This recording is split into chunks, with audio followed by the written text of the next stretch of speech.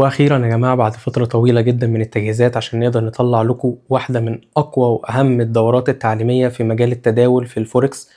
هتكون دوره شامله لكل حاجه انت محتاجها، من اول ايه هو التداول اصلا، ايه هو الفوركس، ازاي اتعامل مع السوق ده. ان شاء الله هيكون في اجابات لكل الاسئله اللي ممكن تكون جت في دماغك، وكل الاسئله اللي كانت بتوصلني على السوشيال ميديا او الناس اللي بتسال على التليجرام. السؤال الاهم اللي هو ابدا ازاي، عايز اخش مجال الفوركس ده، عايز اتداول، عايز استغل الوقت بتاعي، اعمل ايه، تايه مش عارف اروح فين، مش عارف ادور فين. ناس كتير جدا بتطلب مني فلوس، ناس كتير جدا عايزه تبيع لي الحاجات دي بفلوس كتير جدا.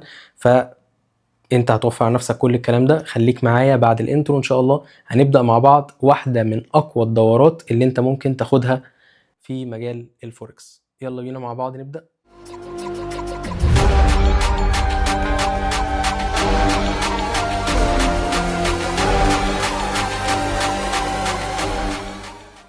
السلام عليكم ورحمة الله وبركاته. معاكم دكتور خالد البربري، وإن شاء الله دي المحاضرة الأولى أو الدرس الأول في دورة تعليم التداول من الصفر إن شاء الله مع بعض.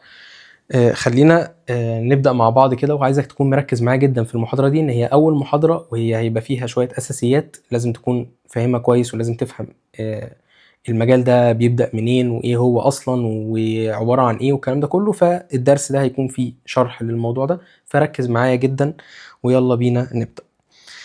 طيب بسم الله. الدورة دي هنتعلم فيها إيه؟ هنعرف في الدورة دي إيه هو التداول، وايه هي الاسواق الماليه وايه الانواع بتاعتها، ايه هو اصلا سوق العملات الاجنبيه ده اللي بيسموه الفوركس ده عباره عن ايه، ايه المصطلحات، كل المصطلحات اللي ممكن تكون سمعتها او هتسمعها هندرسها مع بعض وبالتفصيل الممل، مش كلمتين وخلاص، لا انت هتعرف كل حاجه ايه هي ومعناها ايه وشرحها عامل ازاي، يعني كل التفاصيل اللي انت محتاجها. صدقني الدوره دي لو انت خدتها كده بانتظام وبتركيز مش هتحتاج اي حاجه تاني خالص. كشخص لسه مبتدئ، طبعا الكلام ده مش للناس اللي اوريدي بدأت في المجال وفاهماه كويس، لا ده للناس اللي لسه عايزه تبدأ في المجال. ولو ان اعتقد ان انا هشرح حاجات ممكن تكون انت بقالك سنه وسنتين وثلاثه ممكن تكون مش عارفها او اول مره تسمع عنها. برضو هنعرف اكتر عن ايه هي المنصات بتاعه التداول اللي احنا هنحتاجها، وهنعمل شروحات عنها وهنفهم ازاي بنستخدمها وايه الانواع بتاعتها، سواء كان على الموبايل او على الايباد او على الاندرويد ايفون ايا كان، واللابتوب نفس القصه. وبرضه هنعرف بقى ايه هو بقى الوسيط المالي والبروكر والمفاهيم الكتير اللي موجودة غلط الفترة دي، وازاي اعرف بقى افرق ما بين الصح وما بين الغلط وما بين الكويس وما بين النصب، والكلام ده كله هنفهمه مع بعض.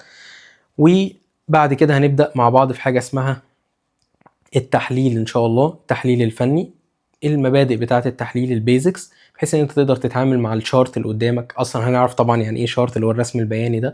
تبدأ تفهم كل الحاجات اللي انت محتاجها عشان تقدر تخرج من الدورة دي ان شاء الله لما تخلص شخص قادر تطلع او تزود دخلك بصورة ما. مش هقولك انت تبقى مليونير طبعا، الكلام ده من المفاهيم الغلط اللي احنا هنتكلم فيها مع بعض، ولكن على الاقل هتبدأ اتعلمت زي ما يقولوا حرفة او صنعة تقدر تطلع منها ان شاء الله دخل اضافي. وممكن بعد فترة من التعليم توصل لمرحلة ان خلاص ده بقى ممكن بالنسبة لك مجالك.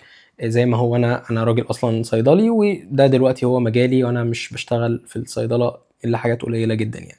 اول حاجة هنبدأها مع بعض ولازم نعرفها كويس قوي، هو ايه اصلا التداول ده، ايه كلمة التداول دي؟ بكل اختصار التداول هو عبارة عن عملية شراء وبيع. اي عملية شراء وبيع دي اسمها تداول. فكل المعاملات اللي احنا بنعملها في حياتنا دي تعتبر تداول.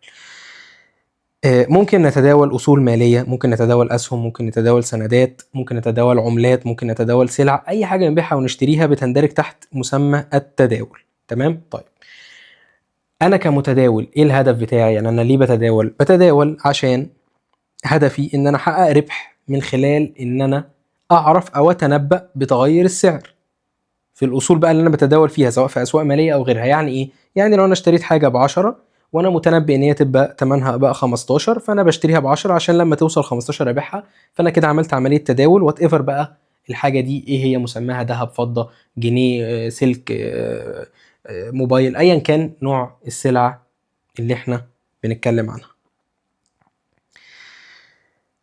خلينا نبدا مع بعض دلوقتي ايه هو اصلا انواع الاسواق الماليه، ويعني ايه السوق المالي ده. اسواق المال بكل بساطه هو عباره عن سوق او نظام، اي مكان بيجتمع فيه بائع وشاري ده بنسميه سوق يا شباب. تمام. فاسواق المال هو نظام او حاجه بتجمع ما بين الناس اللي بتبيع وناس بتشتري لنوع معين او صنف معين او حاجه معينه. فاحنا بنتكلم هنا عن اسواق ماليه، فبنتكلم عن اصل مالي. يعني ايه؟ يعني نوع مثلا من الاوراق الماليه، دولار، يورو، استرليني او ذهب، اي حاجه من الحاجات دي بيطلق عليها اصل مالي. والمنظومه دي كلها على بعض بنسميها البورصه. يبقى كده البورصه اللي هو الاسواق الماليه اللي هي اي مكان بيجتمع فيه بائع وشاري. تمام كده، بيبيعوا ويشتروا اصل مالي. طيب لو احنا قلنا مثلا عندنا سوق بنبيع ونشتري فيه خضار وفاكهه، ده كده يعتبر بورصه؟ يعتبر بورصه. طب هيبقى اسمه سوق مالي؟ لا، هيبقى اسمه سوق خضار وفاكهه. طب سوق سيارات؟ سوق سيارات بنبيع ونشتري فيه سيارات. سوق بنبيع ونشتري فيه عملات، يبقى ده سوق عملات. تمام كده. وكل دول اسمهم بورصه. طيب هي بورصه دي كلمه معناها ايه؟ او يعني دي انجليزي ولا عربي ولا دي ايه؟ بكل اختصار يعني دي قصه كده لطيفه. دي اصلا اسم عيله اسمها فاندر بورسن، كانت عيله بلجيكيه كانت بتشتغل في مجال البنوك. وفي فتره من الفترات اتفقوا على ان هما كان عندهم فندق بتملكه العيله دي، ان الفندق ده يكون مكان يلتقي فيه التجار المحليين في الوقت ده. اي مكان بقى يجتمع فيه تجار مع مرور الزمن بقوا يسموه ايه؟ يسموه باسم العيله فاندر بورسن. مع الوقت بقت بورسن، بقت بورصه، وهكذا. فطلع في الاخر المصطلح بتاع بورصه. كده عرفنا ايه هي الاسواق الماليه، تعرفها، وعرفنا ايه هو التداول. ده كان الدرس الاول، وخليكم معايا ان شاء الله في الدرس الثاني عشان نبدا نخش بقى في الفوركس ونعرف اكتر ايه هو سوق الفوركس وليه نشتغل فيه، وتفاصيل اكتر بكتير. شكرا، والسلام عليكم ورحمه الله وبركاته.